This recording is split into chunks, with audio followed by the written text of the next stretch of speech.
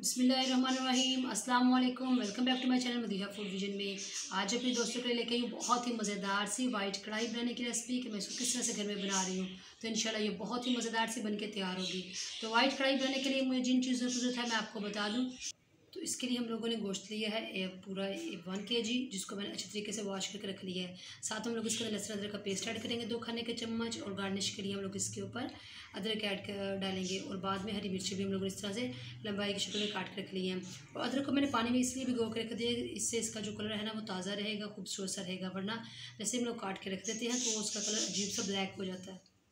और एक पहले हम लोग इसके अंदर दही ऐड करेंगे, और लास्ट पे हम लोग इसके अंदर क्रीम ऐड करेंगे। ये सबसे ज़रूरी है क्योंकि इसके बगैर जो है ना हमारी वाइट कढ़ाई बिल्कुल अधूरी है।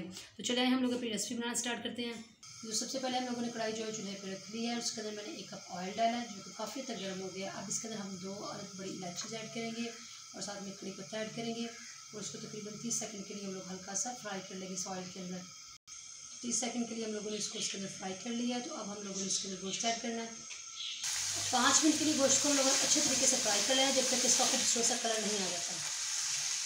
ये तो आप लोग देख सकते हैं बहुत ज़बरदस्त कलर आ चुका चिकन में। तो अब हम लोगों ने इसको मज़ीद 5 मिनट के लिए फ्राई करना है लहसुन अदरक के पेस्ट के साथ। तो ये ऐड कर दूँगी और इसको फिर से हम लोग अच्छे तरीके से फ्राई कर लेंगे ताकि इसकी स्मेल ख़त्म हो जाए लहसुन अदरक की। ये तो आप लोग देख सकते हैं बहुत अच्छे तरीके से हम लोगों ने लहसुन अदरक के साथ भी जो है इसको फ्राई कर लिया गोश्त को। तो अब हम लोगों ने इसके अंदर दही ऐड करना है और साथ ही हम लोग इसके अंदर थोड़े से मसाले ऐड करेंगे। 1 टीस्पून हम लोग इसके अंदर धनिया पाउडर ऐड करेंगे और 1 टीस्पून हम लोग इसके अंदर ज़ीरा पाउडर ऐड करेंगे। इससे ज़्यादा हम लोगों ने भी कोई मसाले ऐड नहीं करने, और इस कढ़ाई के अंदर बहुत ही कम मसाले इस्तेमाल होते हैं। तो इसी पानी के अंदर यानी कि दही के पानी के अंदर ही गोश्त को अच्छे तरीके से हम लोग गला लेंगे। तो आप लोग देख सकते हैं गोश्त बहुत अच्छे तरीके से जो है ना दही के पानी में गल चुका है। और लास्ट में हम लोग इसके अंदर जो है नमक ऐड करेंगे ताकि जो इसके अंदर अच्छे तरीके से मिक्स हो जाए। और अब हम लोगों ने जो इसके अंदर स्पेशल चीज़ ऐड करनी है वो है क्रीम। तो क्रीम ऐड करने से पहले हम लोगों ने इसके अंदर काली मिर्च भी ऐड कर दी है ताकि जो ये भी है ना इसके अंदर अच्छे तरीके से मिक्स हो जाए। और अब साथ ही हम लोग इसके अंदर क्रीम ऐड कर देंगे और तकरीबन ये माशाल्लाह बिल्कुल पक के तैयार हो चुकी है। क्रीम ऐड करने के बाद हम लोगों ने इसको अच्छे तरीके से मिक्स कर लिया है। और आप लोग देख सकते हैं ये घी इसके ऊपर से सेपरेट हो चुका है और बहुत ज़बरदस्ती माशाल्लाह हमारी जो है वो कढ़ाई बन के तैयार हो गई है। ये तो चूल्हा हम लोगों ने बंद कर दिया और बहुत ज़बरदस्ती माशाल्लाह हमारी जो है ना क्रीमी सी चिकन बन के तैयार हो चुकी है। इसकी गार्निश के लिए हम लोगों ने ऊपर हरी मिर्चें और जो है अदरक ऐड करेंगे।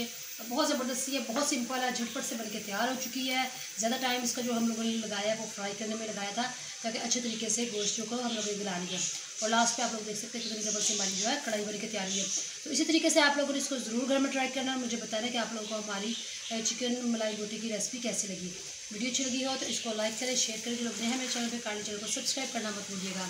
आप ढेर सारी दुआ में मुझे याद रखिएगा। नेक्स्ट वीडियो तक के लिए इजाज़त दीजिए। अल्लाह हाफिज़।